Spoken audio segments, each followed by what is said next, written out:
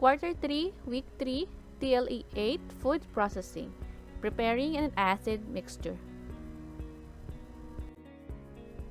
This is the learning plan for this week. Again, the topic is about preparing an acid mixture.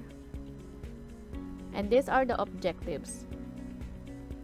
At the end of the lesson, the student should be able to identify the ingredients in preparing an acid mixture, demonstrate the procedures in preparing an acid mixture, observe the safety procedures in preparing an acid mixture. The students will determine what is being asked in each number by choosing the letter of the correct answer. That is the first activity that you are going to work on this module. Next is review the previous lesson by doing the tasks found on the looking back. Next is read and understand the topic on how to prepare an acid mixture on the brief introduction. Next activity is to use the given graphic organizer to explain the ideas, your ideas on acid mixture that you have learned. And the last activity is take note of the following statements given on the remember. For the assessment part, the students will read and answer the given questions. Fill in the blank with the correct word which best completed or best describes the given steps in making an acid mixture. And these are just some of the notes for the facilitator.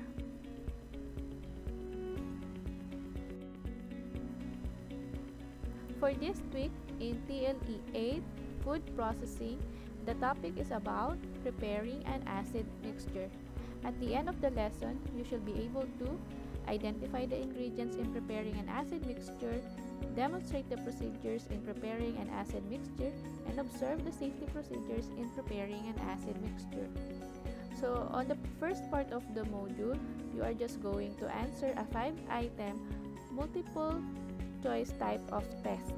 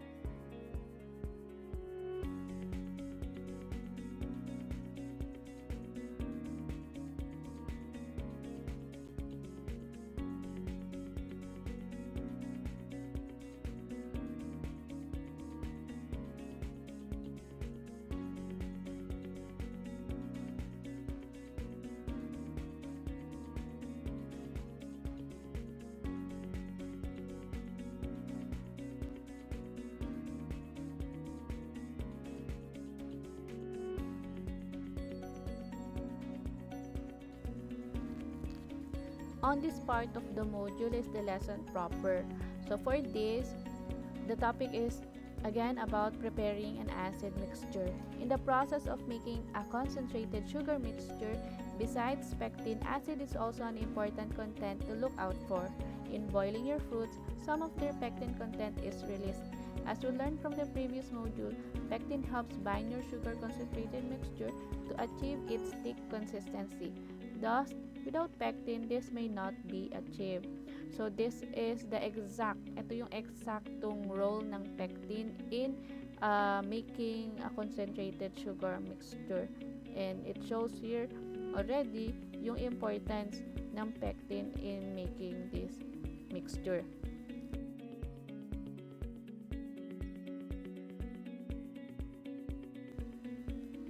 However, acidity in fruits plays a big role in preventing pectin to form gel networks and helping it set. So, malaki yung role ng acid level ng fruits and vegetables na gagamitin mo for creating a sugar mixture. Kasi if hindi sapat yung acid level ng fruits or vegetables, hindi siya makakapag-form ng gel networks. Kumbaga, hindi siya ganong kalapot. Alam naman natin that this gel networks or gel type from the pectin na nanggagaling sa fruits or vegetables, ito yung nag-act as thickening agent para sa paggawa ng sugar mixture. With this in mind, we should also check our fruits for their acidity level. So you are going to check the acid level or acidity level ng fruits na gagamitin mo. So these are the steps that you need to remember. First is to boil the fruit in water until the thick consistency is achieved. So bakukuluan mo lang yung fruit na yan. So kung apple man yan, guava, orange. Okay, so those are the example fruits that you can use to create a concentrated sugar mixture. So once boiled, next step is to take half cup of fruit juice and transfer it to a container. So you're going to get half cup of fruit juice. So palalamigin mo siya. And afterwards, you're going to check its acidity level. So place the probe of the pH meter in the sample and leave it for 1 to 2 minutes. So after 1 to 2 minutes, you would now see kung ano yung acid level ng fruits na gagamitin mo for this sugar mixture. So next step is, once the reading has stabilized, record the pH level. So remember the pH level of the fruits. Make sure that the pH level of 3.2 is the most ideal level for your fruit. I mean, ito yung dapat level ng fruit juice because this would form a gel network. Okay? So if the pH level is beyond 3.2, citric acid from lemon, orange, or lime may be added. So magdadagdag ka lang ng acid, okay, through this other fruits. So once enough na yung acid niya, since you have formed an acid mixture already, then it would help you to form or to create a gel networks from the pectin galing sa mga fruits or vegetables para makagawa ka na ng sugar mixture. Okay? So that's the end of the lesson. After that, you are going to proceed now with the activity. So on this activity, you are just going to complete the graphic organizer that you can see here.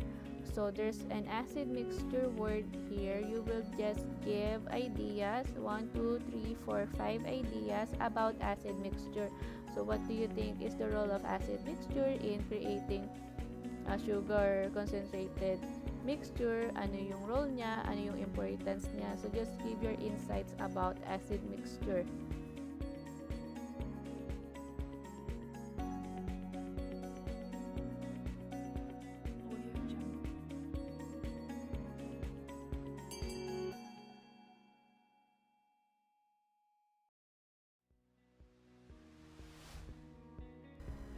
The following are the things that you need to remember. The first one is, acid is necessary to prevent pectin from creating gel networks as well as helping the pectin set.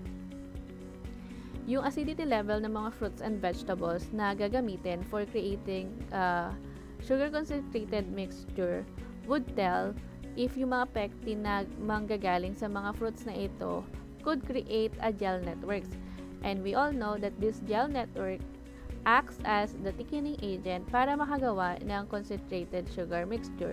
If the acidity level of these fruits mababa from 3.2, it means to say that it will not create this gel network.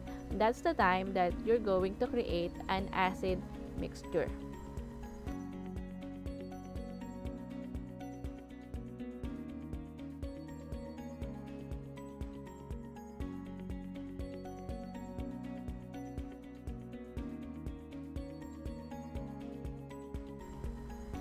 The next one is, always remember to follow the necessary steps in making an acid mixture to have an accurate reading on the pH meter.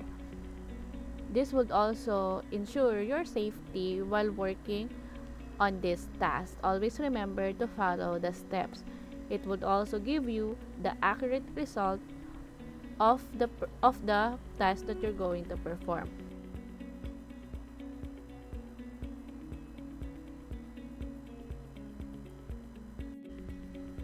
And lastly, a pH level of 3.2 is the most ideal for your fruit. If it's beyond the ideal level, you can add citric acid from fruits like lemon, orange, or lime. So, ito yung eksaktong level ng acidity para sa fruits para makagawa ka ng perfect na concentrated sugar mixture. It should be 3.2. If it's beyond that, so there's a solution for it. You can just add citric acid from fruits like lemon, orange, or lime para mabalance na yung pH level. It would give you 3.2 acidity level.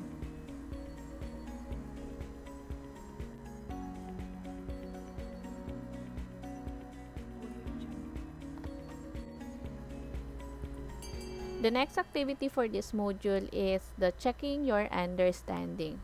For this, you are going to read and answer the following questions below.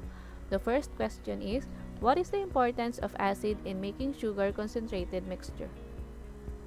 The next is, why is it important to remember the steps in making an acid mixture? And last question is, will the fruit's acidity level affect your concentrated sugar mixture? Why or why not? Just use 2 to 3 sentences to explain your answer. And for the last part of the module, you are just going to fill in the blank with the correct word that best completes the following steps in making an acid mixture. And that's the end of week 3.